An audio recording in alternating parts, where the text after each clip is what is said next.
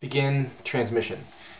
Good morning. The date is March 18th, 2970, and the time is 10:15 a.m. I am Dr. Jeremy Bloschke, xenobiologist, ID number 7814. And as we leave our solar system behind, it is my great pleasure to offer the first official report of our progress to the Interplanetary Space Exploration Agency. This would be you. We, the 10-member crew of the starship Noctiluca, congratulate you all on a successful launch. Spirits are high among the crew so far, as you might expect. None of us have been beyond Jupiter. We've all had training in space, of course, but only the captain has flown beyond Jupiter. Our stasis pods are being prepared, and we will shortly enter deep space hibernation. I will provide further reports during our 2 stasis intervals, one 10 years from now, and then another 30 years from then.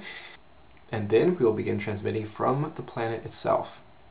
Until then, we wish all of you on Earth and Mars a safe and happy life. God bless you and your family.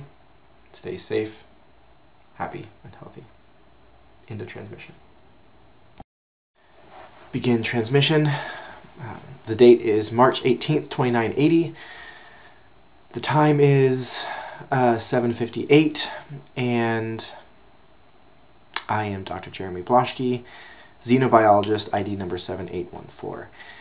And this is our first interval after 10 years of deep space hibernation. And just like the training, nobody likes waking up from stasis. Going in feels like a dream, full of soft feathers and wonderful feelings. Waking up is like being dragged into a nightmare. It's definitely the most unpleasant sensation I've ever experienced. So the next 6 months will be spent on the ship doing maintenance, making sure we're on schedule, and let's see, it looks like we're on trajectory. Just kidding, I'm not the pilot. I don't know where we are or where our trajectory is.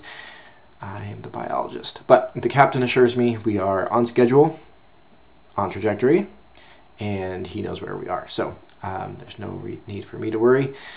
This time will be spent exercising, planning, getting ready for the next period of stasis. Mainly, computer wakes us up to make sure that we're still alive. This is the 19th mission of the coordinated voyage of investigation and discovery. 13 of the previous ones, the crew was not did not make it past the first interval. So far the 19th iteration is doing better. And you might think, why 19? Why 19 times? Why have we tried when 18 crews have been lost, some in terrible ways? Why 19 attempts to reach a new planet? Well, quite simply, we don't have enough room on Earth anymore. There are too many humans and not enough places to live.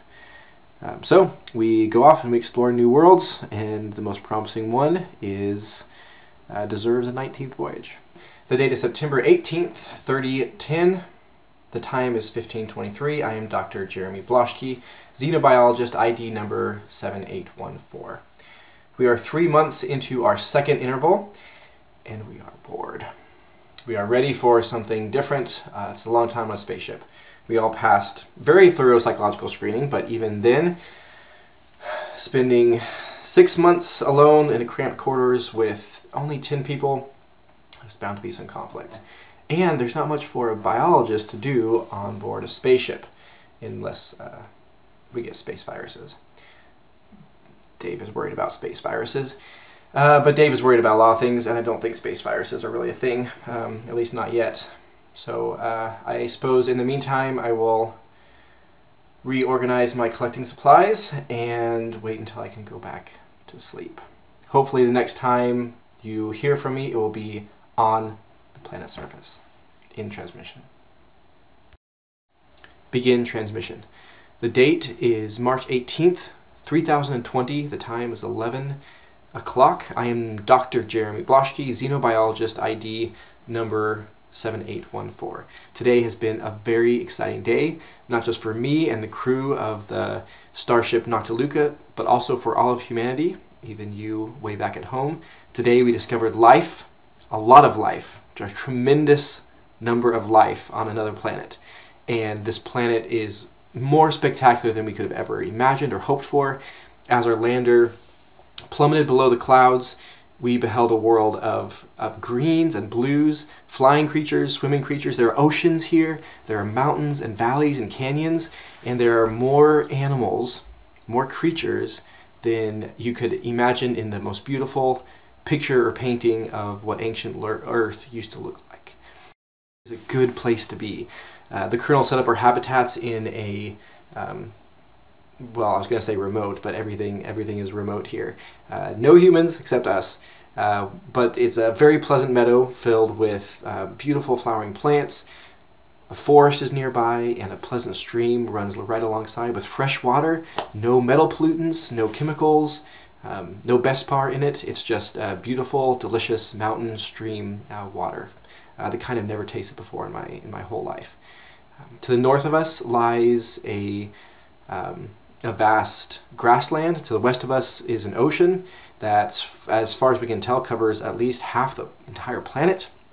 To the south of us is, if you go further south, there's plains, and then the plains turn into desert, and these rolling sandy hills just go on for miles and miles and miles. It reminds me of pictures of ancient North Africa before New Carthage was built and turned the whole area into cement and metal.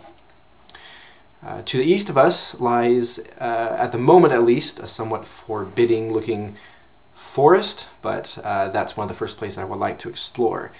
Tomorrow our plan will be to explore the forest, maybe take a little underwater scuba diving trip to the marine environment, and see what kind of creatures we can discover on this very exciting, very beautiful, very delightful, very exciting, did I say it was exciting? New planet. More tomorrow.